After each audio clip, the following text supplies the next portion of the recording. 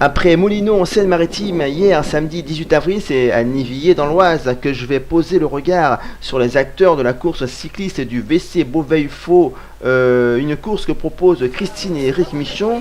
Hier à Moulineau donc, je soulignais avec une pointe d'inquiétude la très faible affluence en Haute-Normandie, dont l'Eure et en Seine-Maritime que je connais un peu. Je constate de nouveau qu'en Picardie et particulièrement dans l'Oise, là où je suis aujourd'hui, que l'engouement pour la compétition cycliste reste remarquable.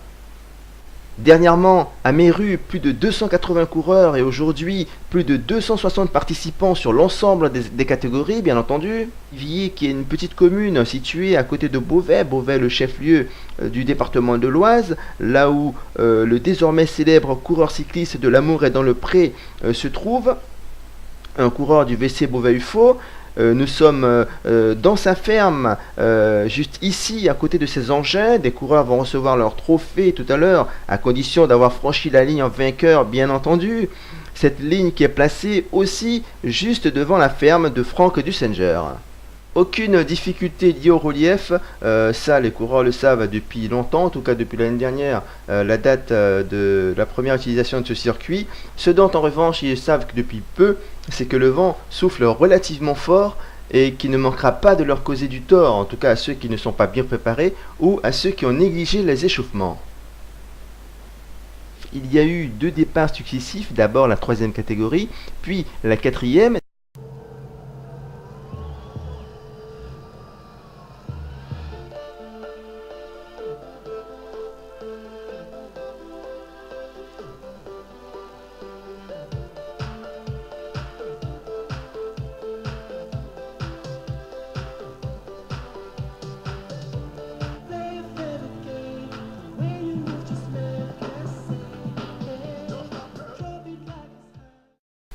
Merci à Eric Michon, avec lui dans la voiture, je vais faire quelques tours sur ce circuit.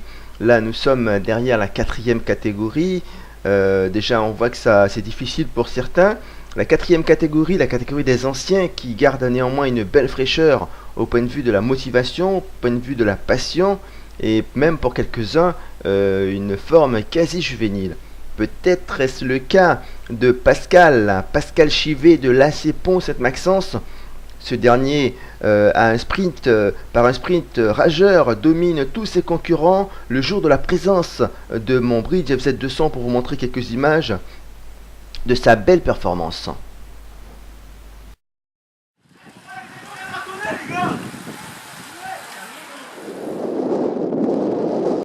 En remontant dans la hiérarchie, si je puis dire, on arrive en 3e catégorie. Le peloton de la 3e catégorie est relativement imposant également, pour une course, on va dire, à caractère départemental.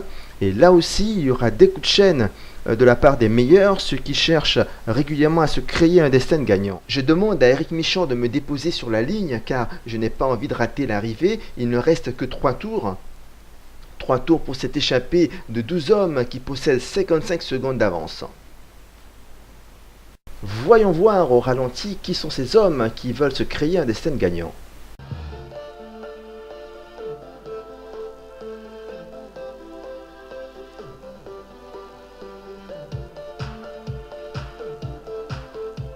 Près d'une minute donc, il sera difficile pour le peloton de revenir sur la tête, en tout cas pour ceux qui restent, car au-delà des défaillances physiques, de nombreuses crevaisons ont arrêté des compétiteurs, comme ici le jeune coureur du VCB UFO.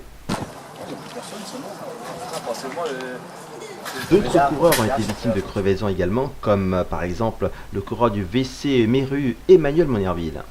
Le destin de cette course de 3e catégorie prend forme, par conséquent celui de ces 2 coureurs qui passent pour entamer le dernier tour. Il s'agit de Nicolas Lanier de Forge Vélo 76 et de Nathan Lefebvre de l'AC Marny.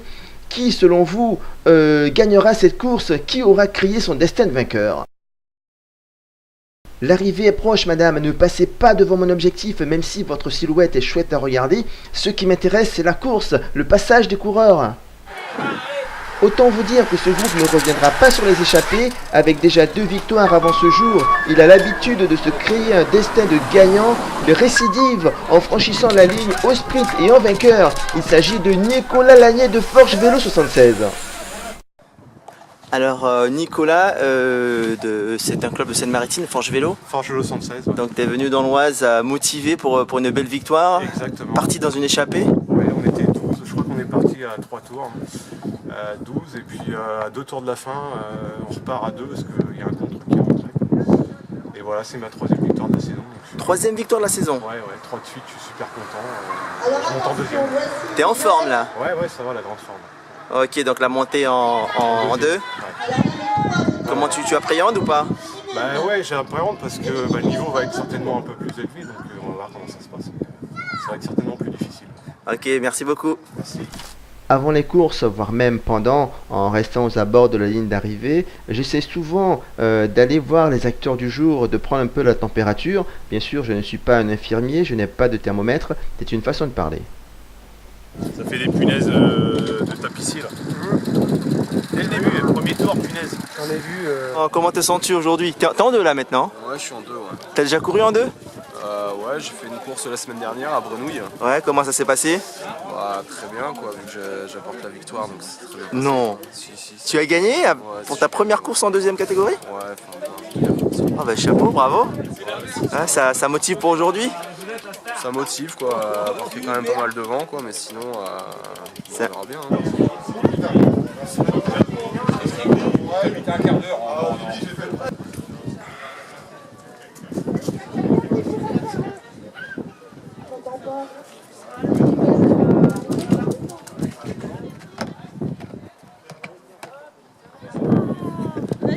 Ça va? Ouais, ça va et toi?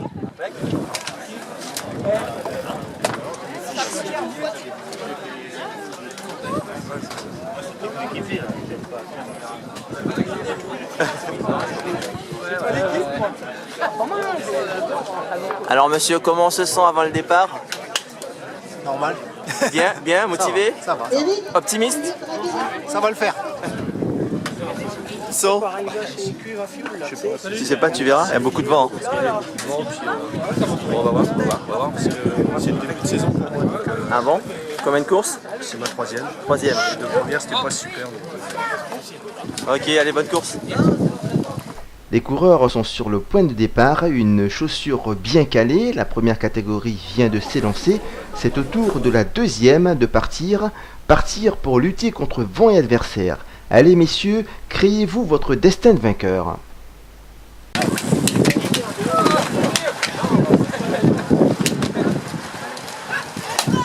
Les jeunes ayant beaucoup moins de tours de circuit à effectuer prennent le départ en dernier et seront donc les premiers à terminer leur compétition.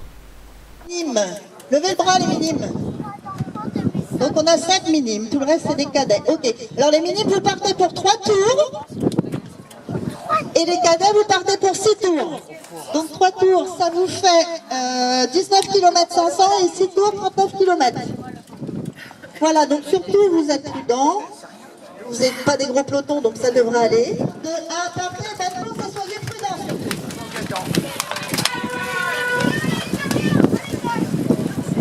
Classement des minimes. Premier, Déna Pierre. Ah, on m'a pas mis club. On m'a pas mis club. Crépy, voilà. Déna Pierre de Crépy. Bravo Pierre. Classement des cadets. Premier, Dehove Elliott du SC Compiègne. Bravo Elliott. La rose. Au premier passage sur la ligne, en première catégorie, c'est 2 coureurs de Formerie qui pensent à leur destin et qui ont pris quelques dizaines de mètres sur le peloton. Alors qu'en 2e catégorie, le coureur du VC Beauvais-Faux, Pierre-Robert Ball, lui aussi pense à son destin de vainqueur. Au premier passage sur la ligne, il est en tête.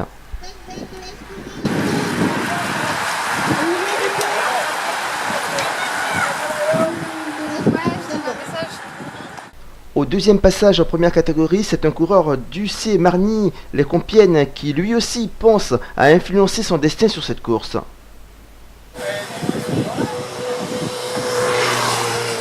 Un peu plus loin dans la course, en 2e catégorie, a débuté la création d'une œuvre que je nomme Victoire. En effet, à partir de ce moment, aucune action à l'avant ne se fera sans un maillot bleu ciel de la feuille cycliste. Insatiable, puissant, rouleur et bon sprinter, je veux parler respectivement de Quentin Delalonde et de Clément Bachelet.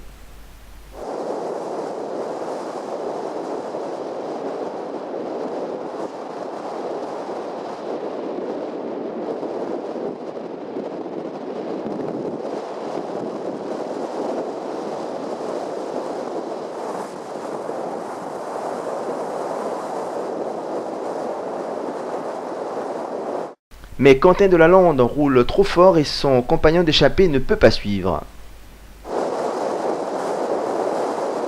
Cette première tentative n'a pas abouti, mais le plan de la création reste encore en leur possession. Au même endroit que tout à l'heure, c'est-à-dire à la sortie de Nivilliers, une grande accélération mais aucune échappée ne se forme. Au tour suivant, un coureur tente lui aussi sa création mais sera repris à la fin du tour. Mais que vois-je au détour d'un virage? Sur ce circuit, un vélo moteur, mais pas n'importe lequel car il s'agit du fameux Dernier, monté par un passionné, et ce passionné est Jolno Serge.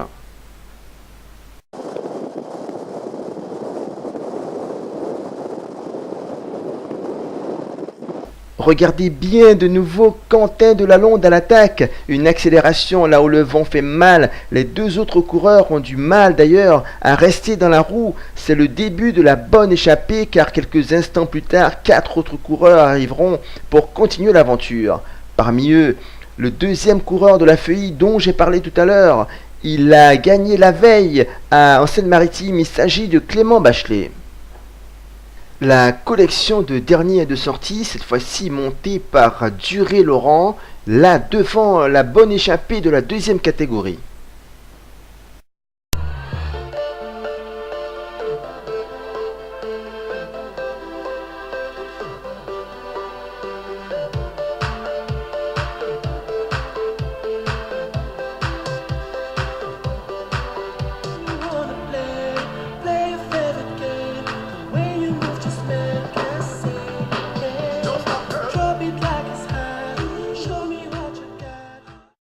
Bien que ma présence soit motivée par cette course cycliste que propose le WC Beauvais-Faux, si vous me suivez sur hexagonreport.com, vous savez que le sport en général m'intéresse.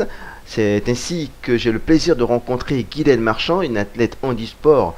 Si vous ne la connaissez pas, l'aviron est son domaine. Elle m'a accordé quelques instants entre le passage de deux pelotons. Vous êtes multi-médaillé au niveau de l'aviron. Alors c'est à quel moment? Quels sont les titres que vous avez? D'accord, alors déjà une précision, je fais de l'handi-aviron. C'est-à-dire? C'est-à-dire c'est au niveau, c'est handisport. D'accord, oui tout à fait, oui. Voilà. La plus belle médaille en fait c'est celle qu'on a fait cet été au championnat du monde à Amsterdam où on a fini 3e. Voilà, avec mon coéquipier. D'accord. Bon, puis après c'est des titres de vice-champion de France national quoi. Voilà. D'accord, mais vous partez à l'étranger en fait, plusieurs fois dans l'année? Pour les compétitions internationales, donc on est parti 2 fois l'année dernière, donc en compétition internationale en 4 barrés, donc c'est avec 4 rameurs. On a eu la médaille de bronze à Gavirette en Italie. Après la Coupe du Monde était en France cette année, on a fait la médaille d'or avec mon coéquipier et puis les championnats du monde tels que je vous l'ai dit à Amsterdam. Comment s'appelle-t-il votre coéquipier? Antoine Gézel. D'accord. Voilà. Et la préparation, comment ça se passe la préparation? La préparation c'est beaucoup de travail, hein. C'est 2 à 3 heures de sport tous les jours, 6 le week-end. Voilà. Sur quel plan d'eau? Alors je rame sur l'Oise, Momont-sur-Oise, dans un petit club où je suis licenciée. Voilà. On part en stage national en fait, voilà, c'est là où on prépare l'équipe de France en biaviron pour les compétitions internationales. D'accord, le prochain stage c'est quand? Le prochain stage c'est le 6 mai, où on repart de nouveau en Italie à Gavirette. D'accord, pourquoi de nouveau en Italie? Pourquoi Italie? Alors en fait, en Italie à Gavirette, c'est la préparation en handisport, il n'y a que l'handisport, enfin l'handi-aviron, où là les équipes se retrouvent, s'évaluent un petit peu au niveau international avant les compétitions officielles, je dirais. D'accord. C'est une régate préparatoire. Entendu, vous êtes au bord de la route pour suivre la course aujourd'hui. Voilà, de mon époux Yannick Marchand. Ah, il court aussi alors. Il court en première catégorie, donc au club de PCB UFO. D'accord, il est en liste là, il est encore en liste. Il est là, il est dans le peloton des premières, donc on attend l'arrivée et voilà, on est fans, on est supporters. Vous pensez qu'il va gagner? Il a toutes ses chances, bien entendu. Merci bien, merci bien. Merci. Merci Madame Marchand, je reviens donc sur l'échappée de la deuxième catégorie. À l'entame du dernier tour, on constate que la feuille cycliste compte encore 2 hommes dans cette échappée, alors que c'est plus compliqué pour le coureur du VC Méru ici attardé. Surtout que Quentin Delalonde, côté droit, attaque pour prendre le virage en tête et plus ses affinités. Dans la partie vantée du circuit, à l'instar du dernier coup de pinceau du peintre pour achever son œuvre, Clément Bachelet dépose ses coéquipiers pour partir écrire son histoire avec Nivilliers. Enfin, comme j'aime si bien dire, il est parti créer son destin de vainqueur. Alors qu'il l'avait déjà fait la veille en Seine-Maritime, c'est en solitaire qu'il s'impose. Bravo Clément.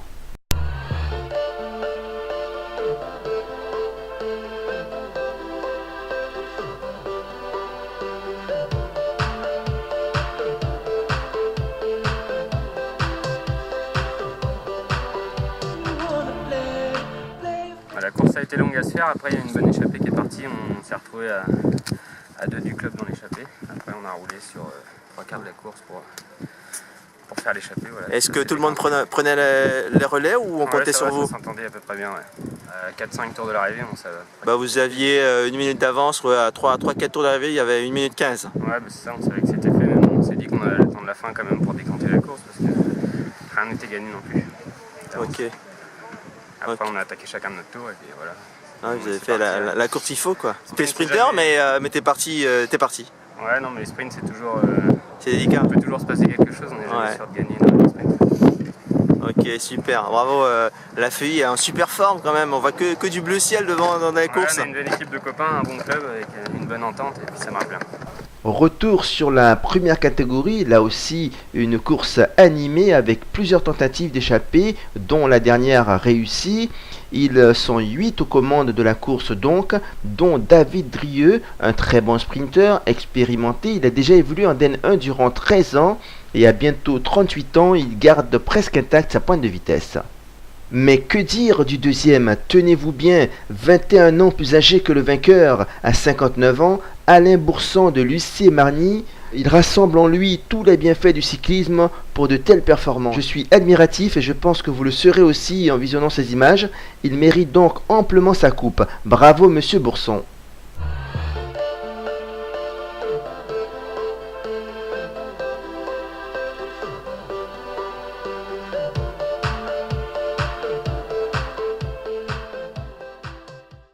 Retour donc sur l'arrivée au ralenti qui nous permet de voir la victoire de David Drieux de Compiègne SC. Il devance Alain Boursan de Lucier-Marny. Ensuite Alexandre Cotineau du même club Compiègne SC. Les deux autres sont Jean-Marie Delourme du VC Méru et Stéphane Holgard du CC Formerie. Tu es sprinter, tu te dis que si ça arrive au sprint c'est pour toi? Ouais, bah, j'ai un collègue qui est sorti avec un concurrent de Tourotte, qu'on fait la moitié de la course à 2. Du coup, étant donné que j'avais un coéquipier devant, ben, j'ai attendu tranquillement qu'on revienne dessus tout simplement, quoi. Et puis une fois qu'on est rentré sur les 2 échappées, il y a 5 coureurs qui sont sortis, puis je suis ressorti avec un autre coureur et on a fait la jonction. Donc on s'est retrouvé à 7 devant. Après, je sais que je suis le plus rapide des 7. Et j'avais un coéquipier avec moi qui a fait tout le travail dans le dernier tour. Moi j'ai finalisé juste le boulot. C'est pas moi qui ai fait le plus dur, c'est plutôt mon coéquipier. D'accord, bah, c'est un travail d'équipe ouais, et parce que, c'est gratifiant aussi le travail d'équipe. Ouais, bah, la semaine dernière il a gagné, j'ai fait 2e. Et là aujourd'hui je gagne, il fait 3e. Bon, ah oui. Ça tourne comme ça. Ah bah c'est bien ça. Ouais. Et toi, comment tu te prépares cette semaine? Comment tu t'es entraîné par exemple? Cette semaine, il a fait beau, donc j'ai pu rouler pas trop mal. J'ai dû faire une sortie lundi d'1h30. J'ai fait 4 heures mercredi et puis j'ai fait 2 heures hier matin, tranquillement. D'accord, pour décrasser, préparer le... Ouais, parce que 2 jours après 2 jours de repos, après les 4 heures pour récupérer des 4 heures, après 2 jours de repos pour remettre la machine en route pour aujourd'hui, tout simplement. Ça te fait combien de victoires cette saison? C'est la 2e cette saison. C'est la 2e. J'ai gagné la première début mars organisée par mon club à Compiègne et là aujourd'hui la 2e. Merci beaucoup. Voilà, Bonne chance pour la suite.